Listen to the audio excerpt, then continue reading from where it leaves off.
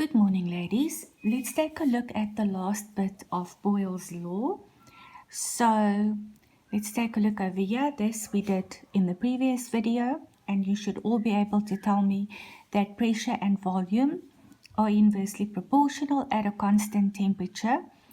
You should also be able to tell me that the product of pressure and volume gives us a constant answer for a specific set of results at a specific temperature. And this graph here, we didn't look at, so I just want to show you this as well. On my y-axis, I've got the product of pressure and volume, and on my x-axis, I've got pressure. And this horizontal line here shows us that the product of pressure and volume gives us a constant answer. So for the set of results that we worked with yesterday, this would be 2,300 constant for pressure times volume.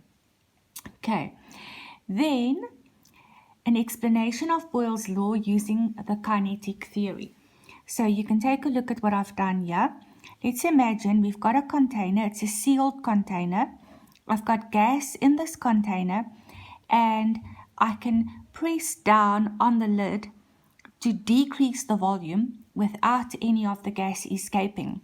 So by pressing down on the lid, I'm decreasing the volume, and as we've now all learned, that means that I've got an increase in pressure.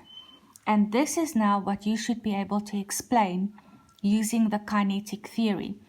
So the first very important thing that you should be able to tell me, as I press down on the lid and I decrease the volume of the container, the molecules still have the same amount of kinetic energy as they had when the lid was in that position over there.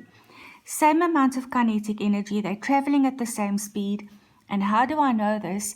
Because we keep on saying that the temperature is kept constant. So what have I done? By decreasing the volume, I now have less space over here, and I've got the same number of molecules.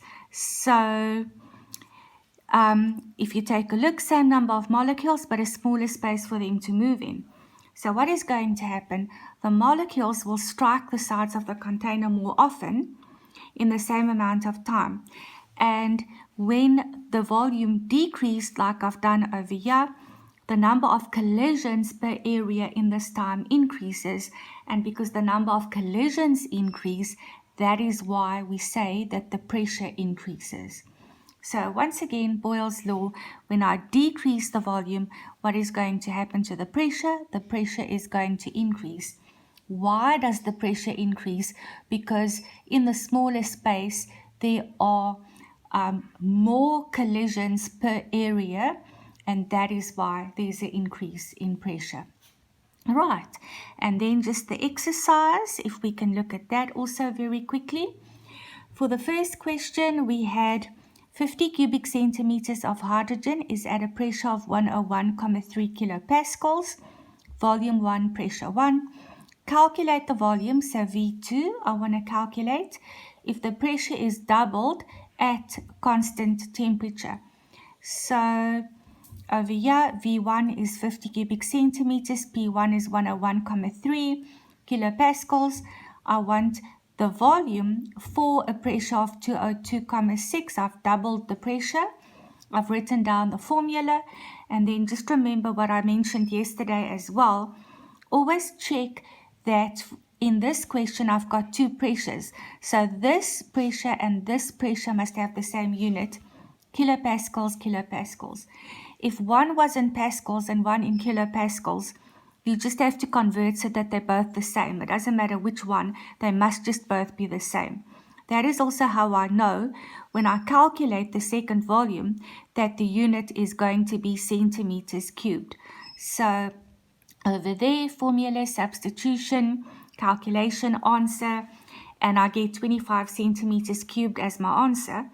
And this should also make 100% sense because pressure and volume are inversely proportional. So if I double the pressure, what must happen to the volume? The volume must be halved, and it was 50, and what is it now? It's exactly half, it's 25.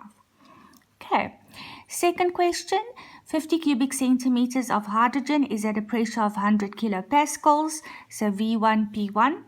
Calculate the decreased pressure value, so P2 I want to calculate, if the volume has increased to 60 cubic centimeters at the same temperature. So V1 50, P1 100, P2 I want to work out if V2 is 60.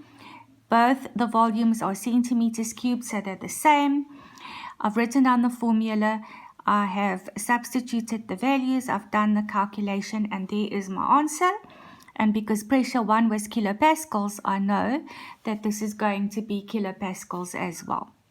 And then the last question, number 3, calculate the quantity of energy represented by 250 cubic centimeters of a gas at 100 Newton per meter squared when the temperature is kept constant. So, I know that pressure times volume gives me a constant answer, which also represents the amount of energy. So I can write that energy is equal to pressure times volume. I know that I want to get that answer to Newton meters. So pressure should be in newtons per meters squared or pascals, and it's 100, so no problem, I've written that down. But when I use this to work out the energy, volume must be in meters cubed, and it was given in centimeters cubed. So like I showed you in the previous video, to convert centimeters cubed to meters cubed, we divide by 1 million, which is exactly the same as saying times 10 to the power of negative 6. So over here, for my volume, I've taken the 250 cubic centimeters and I've converted it to meters cubed. The answer that I get is 0,025 Newton meters, which is the equivalent of a joule. So always in the end, because they ask for energy, go write down so many joules. And then what you can also see everywhere here, like when I substituted for volume, I also wrote down that it is the same as 2,5 times 10 to the power of negative 4, or the same as 250 times 10 to the power of negative 6. So you can write it down in scientific notation if you want to, or like this if you want to.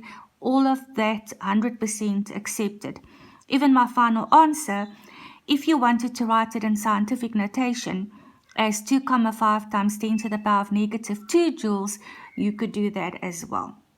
Okay, ladies, thank you very much.